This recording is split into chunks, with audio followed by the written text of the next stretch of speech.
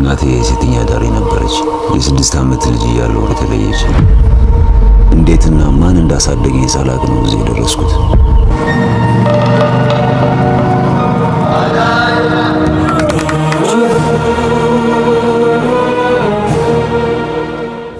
ብዙ ጊዜ እዚህ አይነት ነገሮች ሲደጋገሙብህ የምትለማመደው የስሜት ማመጣጠን ትናለ።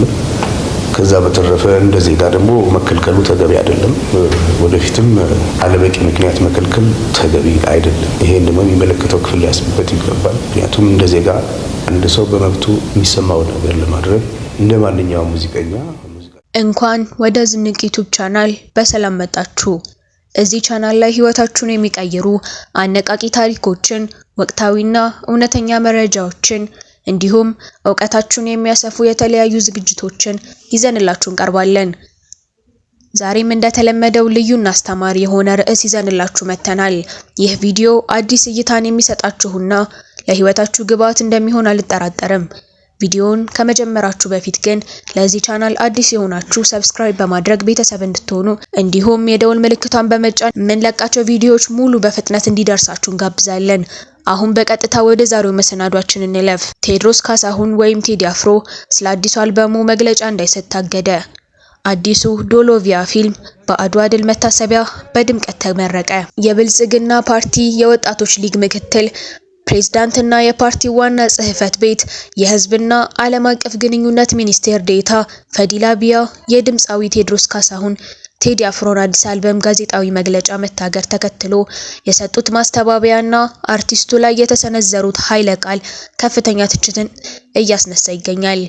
ኃላፊዋ በማህበራዊ ትስስር ገጻቸው በወጡት ጽሁፍ ያገደም የታገደም የለም በማለት የመንግስትን እጅ ለማውጣት ቢሞክሩም ንግግራቸው ግን ከማስተባበል ይልቅ በድምፃዊው ላይ ያነጣጠረ የስም ማጥፋትና የጥላቻ ዘመቻ መልክ ያለው ሆኖ ተገኝቷል። ሚኒስቴር ዴታዋ በጽሁፋቸው በሚሊዮኖች የሚቆጠሩ አድናቂዎች ያሉትን እና በኢትዮጵያ የሙዚቃ ታሪክ ውስጥ ትልቅ ስፍራ ያለውን ቴዲ አፍሮን የአንድ ዘፋኝ እንጉርጉሮ በሚል የያዙት ስልጣን በማይመጥን መልኩ አሳንሰው ለመጥራት መሞከራቸው የበርካቶችን ቁጣ ቀስቅሷል።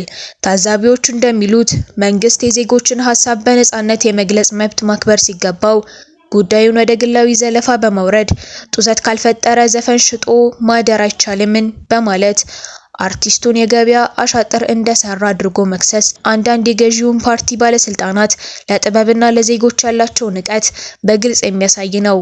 ተራ አጀንዳ ነው እያሉ ጊዜ መጻፍ የተገለጠበት ፖለቲካዊ ቅራኔ ፈዲላ በጽሁፋቸው የብልጽግና መንግስት ድሮ እንደለመዳችሁት ለተራ አጀንዳዎች ቦታ የለውም በማለት መንግስታቸው ሀገርን ከድህነት በማውጣት አሳሳቢ ትርክት በመፍጠር ትልቅ የቤት ስራ ላይ መሆኑን ተናግረዋል።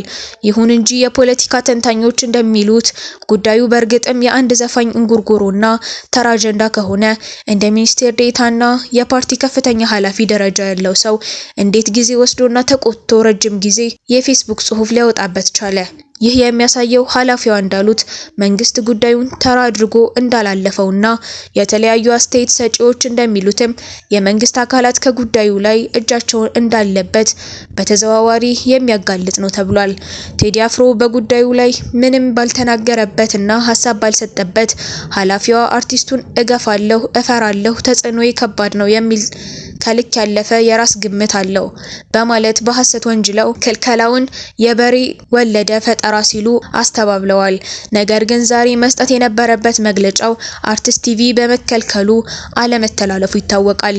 ሌሎችም እንደ ነብዩ ባዩ ያሉ የብልጽግና አመራሮች በማህበራዊ ሚዲያ ወጥተው በግልጽ ዘለፋና ከህዝብ ጋር እልህ ውስጥ በገቡበት ሁኔታ መግለጫውም አለመሰጠቱ እየታወቀ ምንም የታገደ ነገር የለም ብሎ ምላሽ መስጠት የተለመደው የመንግስት ኃላፊዎች ኃላፊነትን የመሸሽና የችግሩ ገፈት ቀማሽ የሆኑትን ዜጎች መልሶ የመፈረጅ አደገኛ አካሄድ መሆኑን ተቺዎች በስፋት እያነሱት ይገኛሉ። ሚኒስቴር ዴታዋ በጽሁፋቸው ካስቀመጡት ውስጥ በጥቂቱ ላጋራችሁ። በነገራችሁ ላይ ከ50 በላይ ተቃዋሚ ፓርቲ ተመስርቶ የሚንቀሳቀስበት ሀገር የአንድ ዘፋኝ እንጉርጉሮ የሚታገድበት ምንም አይነት አግባብ የለም። ጡዘት ካልፈጠረ ዘፈን ሽጦ ማደር አይቻልም። በሆነ መንገድ እገፋለሁ፣ በጣም እፈራለሁ፣ ተጽዕኖዬ ከባድ ነው የሚለውን ከልክ በላይ ለራስ ግምት በመስጠት ለማሳመን የበሬ ወለድ አይነት ፈጠራ ስራ አይልም። ለመረጃ እንዲሆናችሁ የብልጽግና መንግስት ድሮ እንደለመዳችሁት ለተራ አጀንዳዎች ቦታ የለውም።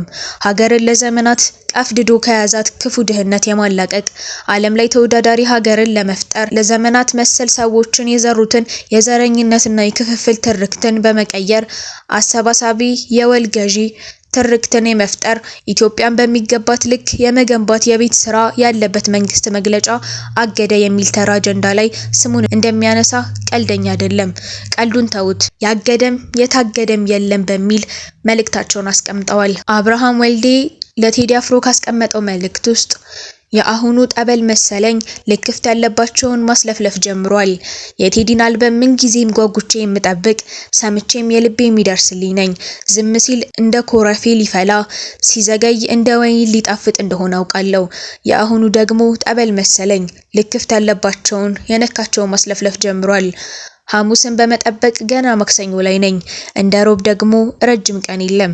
መልካም እድል እመኛለሁ። አርቲስት አብርሃም ወልዴ ይሄንን መልእክት አስቀምጦለታል። ቬሮኒካ አዳነ ስለ ቴዲ አፍሮ ይህንን ብላለች። የኪነ ጥበብ ንጉስ በሚል የሚጠራው ድምፃዊ ቴዎድሮስ ካሳሁን ወይም ቴዲ አፍሮ አዲስ አልበሙን ለረጅም ጊዜ ዘገየበትን ምክንያትና የግል ማንነቱን የሚገልጽ ምስክርነት ሰጠች።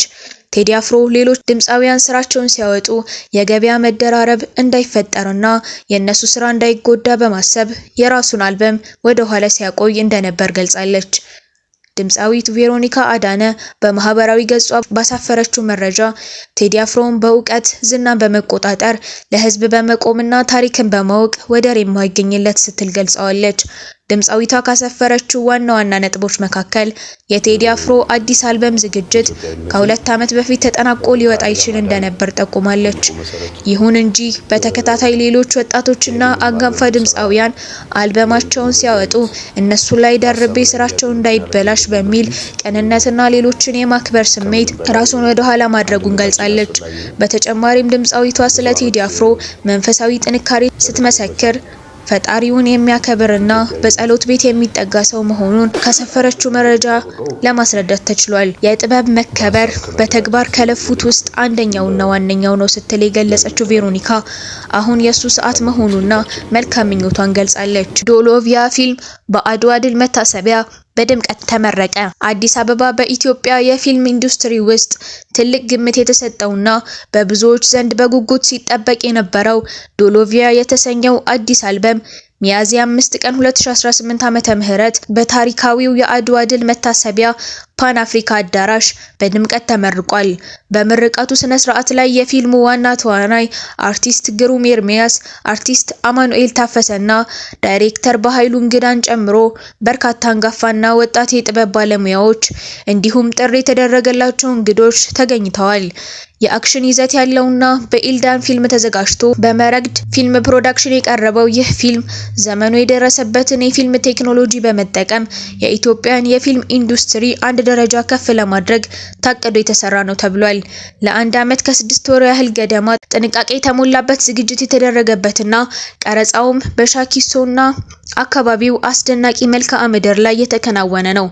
ዶሎቪያ ከፊታችን ሚያዝያ 9 2018 ዓመተ ምህረት ጀምሮ በአዲስ አበባ በተመረጡ ሲኒማ ቤቶችና በተለያዩ የውጭ ሀገራት ለተመልካቾች ለእይታ የሚቀርብ ይሆናል። አንዳንድ የፊልሙ አድናቂዎች ከተናገሩት ውስጥ በጥቂቱ ላጋራችሁ። መሐመድ ሷሊህ የሚባል የፌስቡክ ገጽ እንደተናገረው ምን አይነት ስራ ነው ያሳያችሁን? ግሩሜና ባያ እንዴት ቻላችሁበት?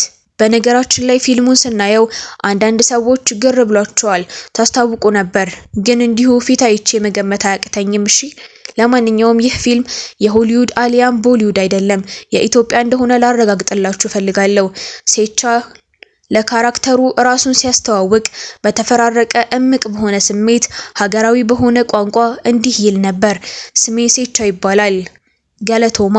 ይህን ሁሉ ደክሜ በስነ ስርዓት አስረድቼ እስካሁን ድረስ አላመናችሁኝም ማለት ነው። ግድ የላችሁም፣ እመኑኝ። ይህ የኛ የምንኮራበት የሀገራችን ድንቅ ፊልም ነው። የኢትዮጵያ ሲኒማ ኢንተርናሽናል የሚሆኑበት ቀን እየቀረበ ነው። ዶሎቪያ ከስር ለምንመጣው የፊልም አፍቃሪያን የሚነሽጥ ድንቅ ስራ ብየዋለሁ። ባያ ከግሩም ጋር ያለህን ጥምረት ወድጄዋለሁ። የታሪክ ቪዥዋል አቅምህን ፊልሙን ካየነው በኋላ እስካሁን ብዙ አይነት ስሜት እየተፈራረቀብኝ ይገኛል። የመኖር ጉጉት፣ ውለታ፣ ረሃብ፣ ጥማት፣ ፍርሃት፣ ጭንቀትና ብቸኝነት። ብቻ ባያ እንግዳ የሲኒማው ፍቅር ይባባስባችሁ ብያለሁ። ኢትዮጵያ የሚባል የፌስቡክ ገጽ ደግሞ እንደተናገረው በኢትዮጵያ የፊልም ታሪክ ውስጥ አሻራቸውን አድምቀው እያሳረፉ ካሉ ወጣት ጥቂት ባለሙያዎች መካከል ወንድሜ በኃይሉ እንግዳ ወይም ባያ ግንባር ቀደም ነው ብል ግነት የለውም። ገና በበኩር ስራው ጃሎ ብቅ ሲል የጀመረው ድንቅ የፈጠራ ጉዞ በ79 ላይ የታየው የዳይሬክተርነት ጥበቡና በተለይም በአይነቱም ሆነ በይዘቱ አዲስ የታሪክ ምዕራፍ በከፈተው 6 ሰዓት ከሌሊቱ ስራው ድንቅ ተጽዕኖን አሳይቷል። አሁን ደግሞ በጉጉት ሲጠበቅ የነበረውና ተወዳጁ ተዋናይ ግሩም ኤርሚያስ በመሪ ተዋናይነት የሚሳተፍበትን ዶሎቪያ የተሰኘውን ድንቅ አድቬንቸር ፊልም ለምርቃት ሊያበቃ ቀናት ቀርተውታል። ይህ ስራ የባያን የደራሲነት የዳይሬክተርነት ብቃት ብቻ ሳይሆን የኢትዮጵያን ፊልም ከተመሳሳይ አዙሪት ወጣ ያለ ስራ ይዞ በመምጣት ወደ አዲስ ከፍታ ለማውጣት ያለውን ቁጭትና ቁርጠኝነት የሚያሳይ ነው። ወንድሜ ባያ እንኳን ደስ ያለህ፣ ሁሌም እንኮራባሃለን። የጀመርከው የጥበብ ጉዞም ከዚህ በላይ እንደሚገሰግስ አንጠራጠርም በማለት ገልጿል። ለዛሬ ያዘጋጀሁላችሁ ዝግጅት ይህንን ይመስል ነበር። እስከ ፍጻሜው አብራችሁ ስለቆያችሁ ከልብ እናመሰግናለን። በዛሬው ቪዲዮ ላይ ያላችሁን ማንኛውንም አስተያየት ወይም ጥያቄ ከታች ባለው የኮሜንት መስጫ ሳጥን ላይ ብታጋሩን በደስታ እንቀበላለን። ቪዲዮ ጠቃሚ ሆኖ ካገኛችሁት ላይክ ማድረጋችሁን አትርሱ። እንዲሁም ወዳጅ ዘመዶቻችሁ እንዲደርስ ሼር አድርጉት። የእናንተ ድጋፍ ለኛ ትልቅ ብርታት ነው። በሚቀጥለው ቪዲዮ በሌላ ድንቅ ርዕስ እስከምንገናኝ ድረስ ሰላምና ጤና ለእናንተ እየተመኘን በዚህ እንሰናበታለን። ዝንቅ ሁሌም ለእናንተ አዲስና ጠቃሚ መረጃ